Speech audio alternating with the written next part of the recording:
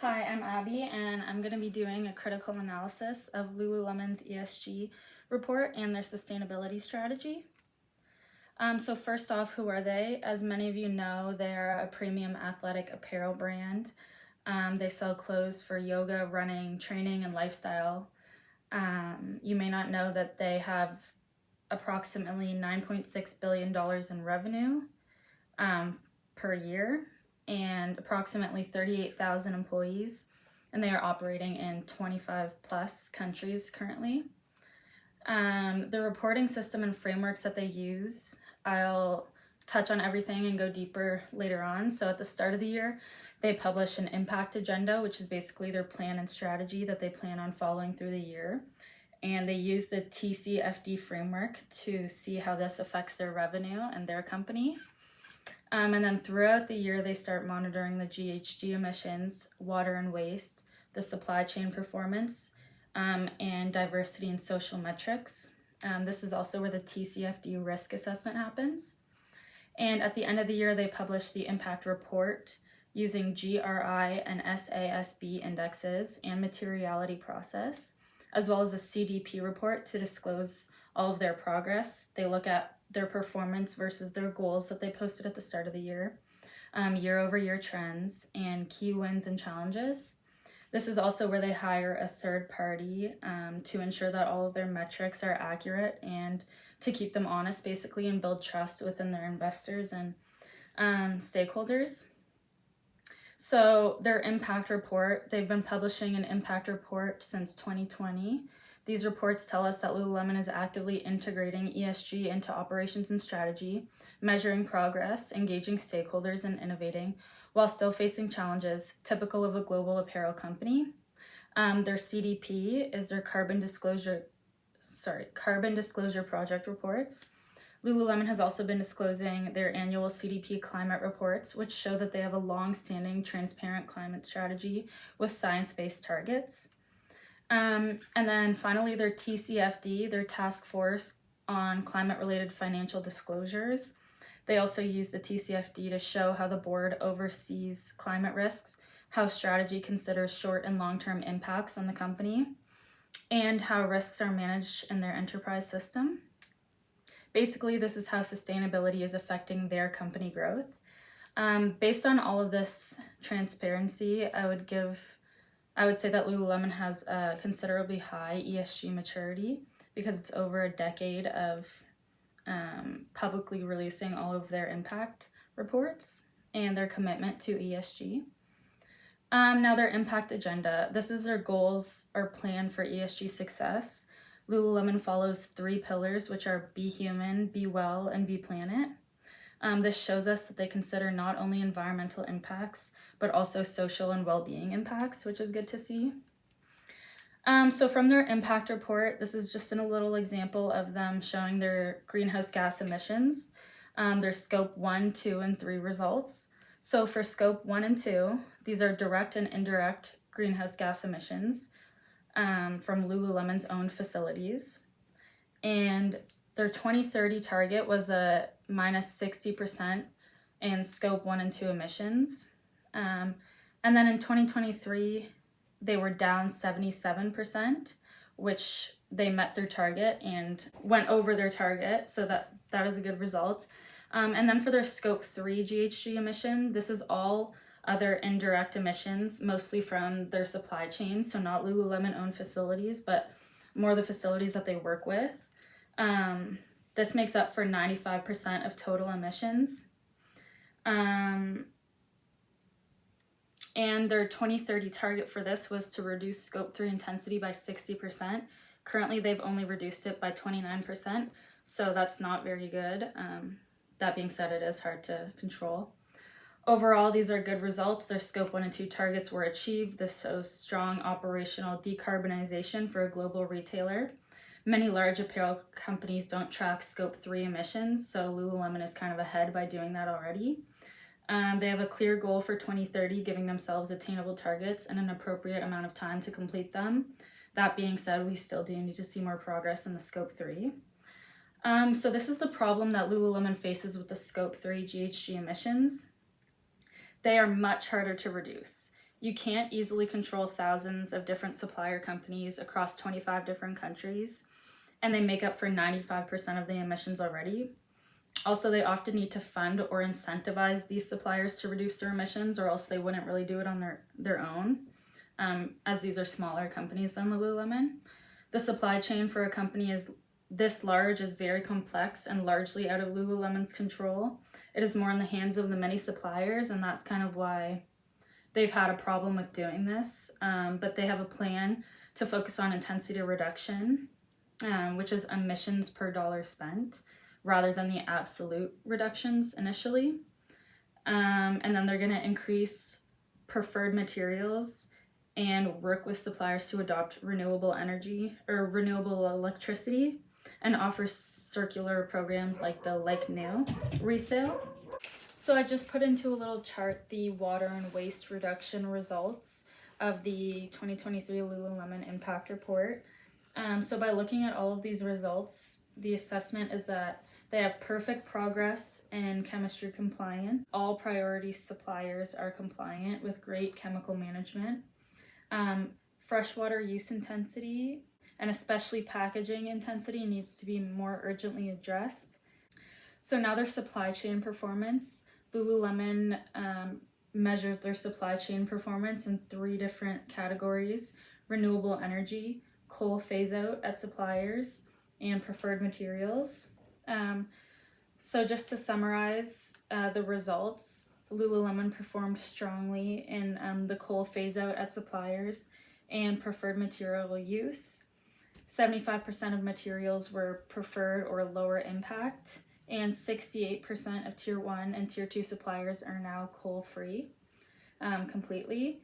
However, their renewable energy results were underperforming in their category. Only 14% is their progress by 2023, and their goal was to have it to 25%. So it's not the best, but they are still making progress. For their diversity and social metrics performance results, they've done very well in gender equity, representation and engagement, and community impact, with numbers like 100% global gender equity pay. Leadership roles are 50 to 70% women. The workforce is 75% women, and 85% employee participation in IDEA, which is Inclusion, Diversity, Equity, and Action. They have raised $44.8 million invested since 2021 in social well-being initiatives and supplier community programs. These are strong results. However, they do have room to improve with the transparency and racial diversity outside of the US. Their materiality process. So in 2022, Lululemon released a materiality assessment to identify and prioritize ESG topics that matter most to its business and stakeholders. Their materiality process is as followed. 1. Topic identification. 2. Stakeholder engagement. 3. Topic prioritization. And 4. Evolving strategy and reporting. So this has strong ESG coverage. It's very stakeholder informed, and it's aligned strategically with Lululemon. However, the weaknesses is the supply chain scope 3 emissions, the challenges in sourcing and renewable energy. So overall, this tells us that Lululemon has a strong stakeholder-focused materiality process aligned with its strategy.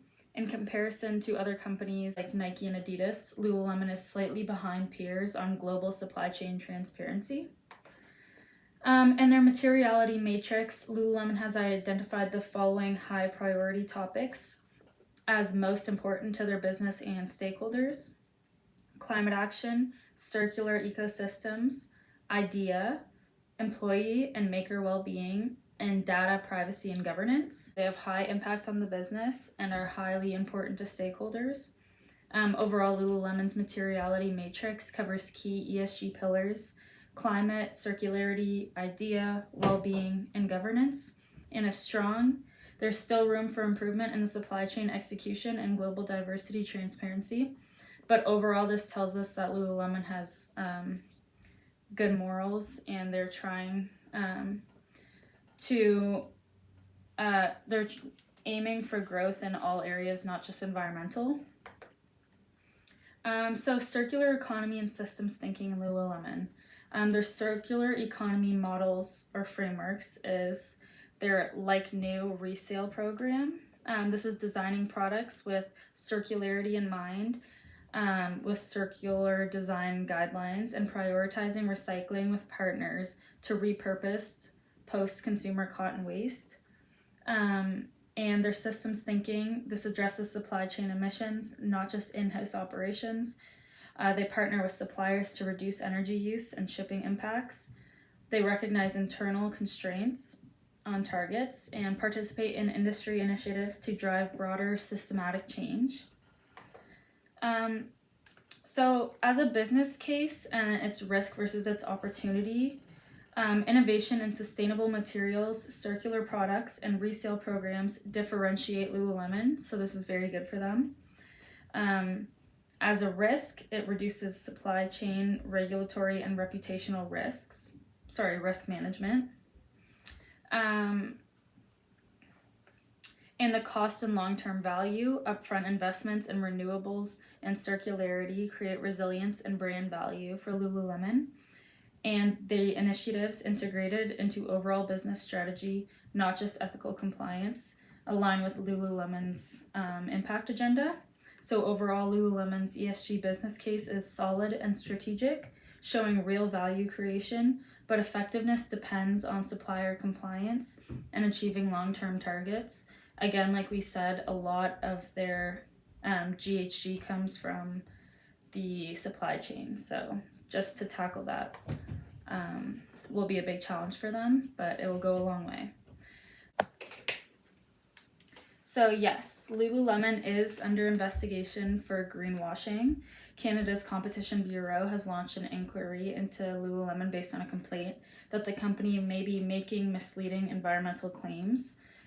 This came from Stand.Earth, which argues that Lululemon's Be Planet marketing overstates the company's climate action. However, according to the Bureau, there is no evidence of wrongdoing yet, and Lululemon stands calm and says it's cooperating and believes its environmental claims are accurate and well supported. From my perspective, Lululemon seems fairly transparent in its ESG reporting and use of external frameworks. As I mentioned, they use limited assurance and third parties to check on all of their metrics. But I have noticed that some of the supplier level issues, like the low use of renewable energy, aren't discussed in much detail. While the company's sustainability initiatives are promising, I think their rapid growth and reliance on fiber-intensive materials could outpace the progress they're making. Overall, I believe their transparency is decent, but there's still a real concern about whether their actions fully match their stated goals. There's just a few areas where they're underperforming or actually headed in the wrong direction. So I'd like to see that headed first. So my personal evaluation, would I purchase from Lululemon? I do, but from an ESG perspective for this project. I would still say yes. I am happy with Lululemon's ESG goals and practices. I appreciate their innovation and circularity, material sourcing, and the fact that they are reporting transparently. My concern is, as a consumer, I'd want more clarity on how many products are truly preferred materials and how much of their resale program is scaled, especially in my region. Would I become a shareholder? Possibly. Their ESG strategy seems to be a competitive differentiator, especially as consumer demand for sustainable apparel grows. My concern is that intensity-based emissions reductions can mask risks of absolute emissions growth as they scale, and supply chain risk, both environmental and reputational, remains. So my recommendations for Lululemon, I have 4 areas of improvement which I believe would allow Lululemon to improve transparency, demonstrate real progress on sustainability goals, and build a greater trust with their community. First, their absolute emissions. They could track alongside intensity targets to show their real world impact. Their scope 3 emissions, as we mentioned, this was a problem. Break them down by supplier, transport, and product category to better organize that kind of mess that they're dealing with in their supply chain. the circularity outcomes, report materials reused, recycled, or resold, so we know exactly how much is coming from their circular economy framework, and supplier sustainability and social responsibility. They could be sharing data like energy use, working conditions, and diversity from all of their suppliers to create more transparency. And that's all I have for today.